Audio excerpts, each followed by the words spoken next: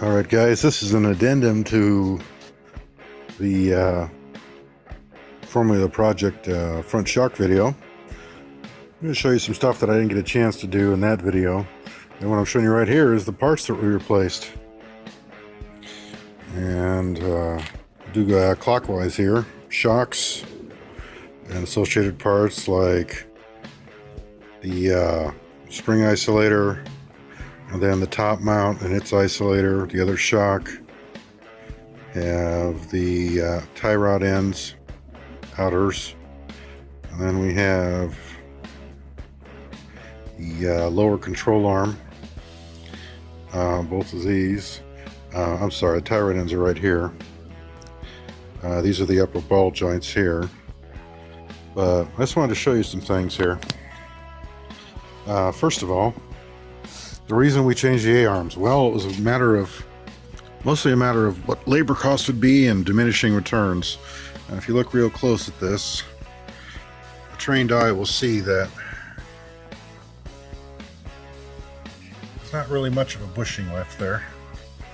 Especially when you look here,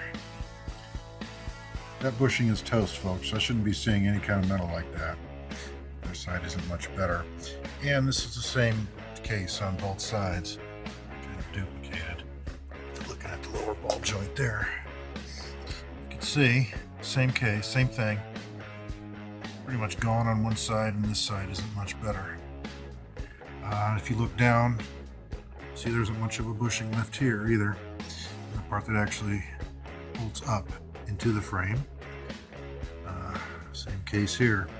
So yeah, these are pretty much done. That, and you're looking at the bottom of the ball joint here. This is actually the one we tried to replace. This is the driver's side. And you can see there's pretty much nothing left of the bushing. These are original, 173,000 miles. There's the ball joint. Now it wasn't quite that ripped up, and I can show you this side. It looked like this pretty much.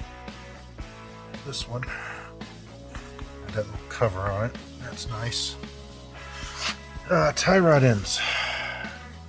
See, they were done.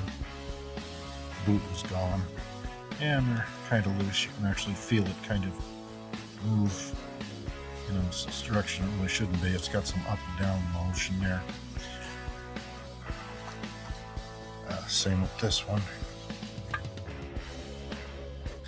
This one's pretty much trashed.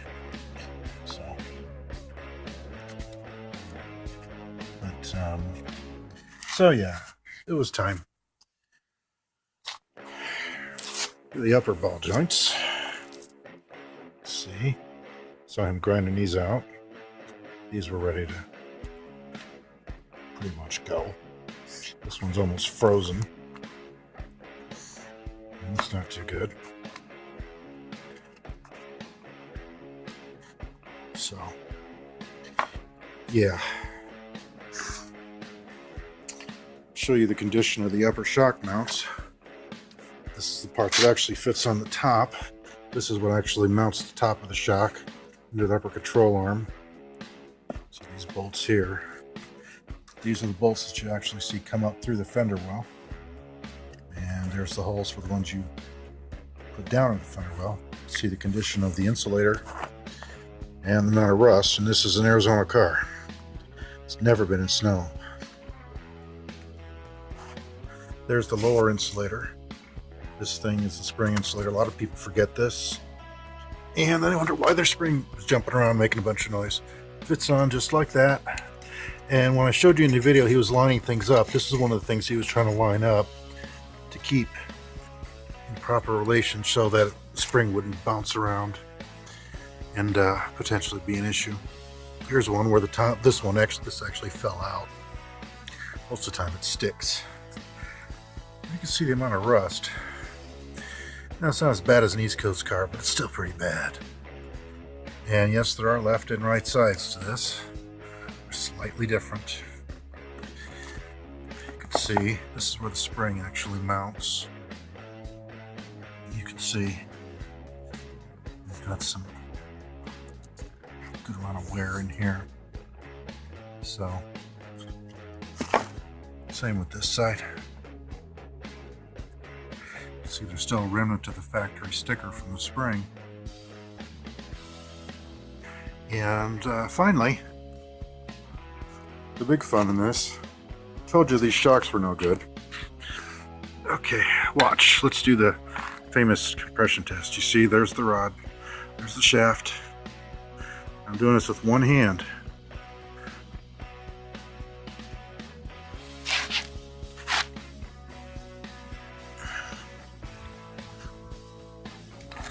Compressed.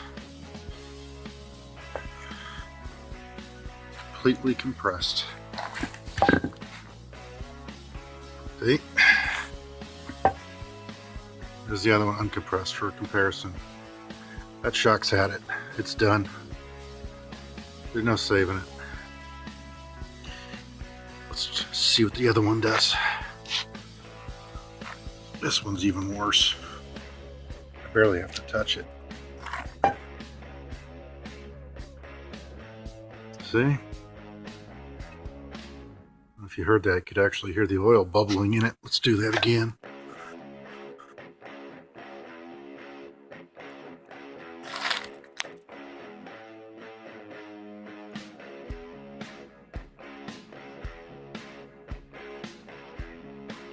See, it's staying collapsed.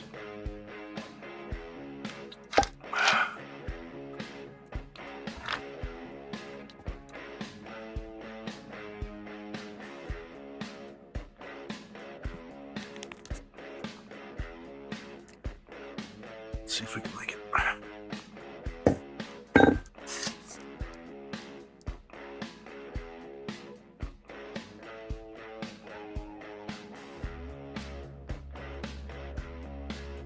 Yeah, you can just barely hear it.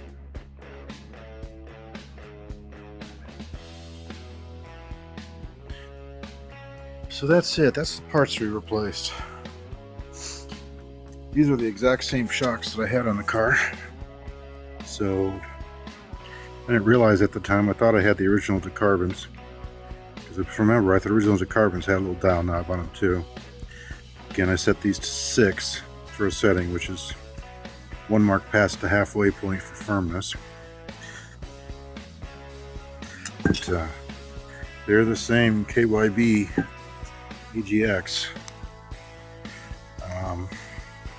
insulators, top mounts.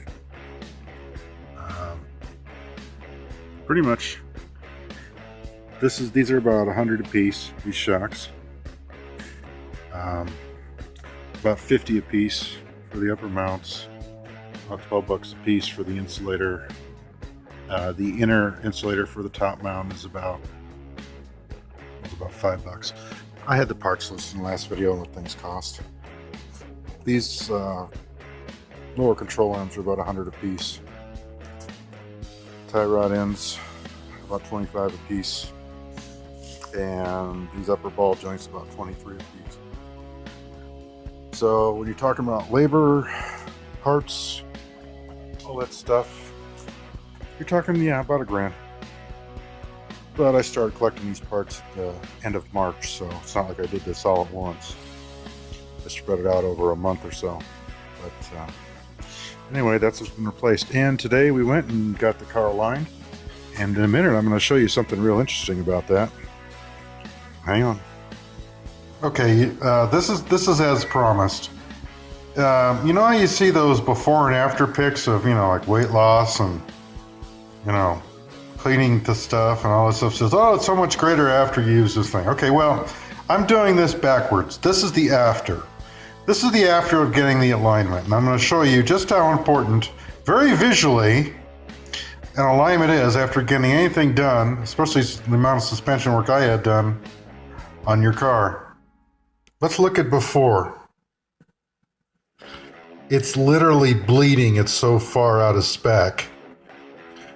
And the reason was because we changed the suspension components and completely changed the suspension geometry. Let me tell you, this car was not handling right at all. $69 of brakes plus though, and it's fine.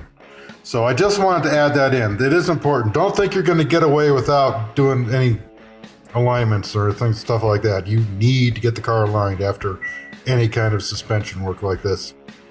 Anyway, folks, thanks you so much. I appreciate you watching. I hope this was helpful.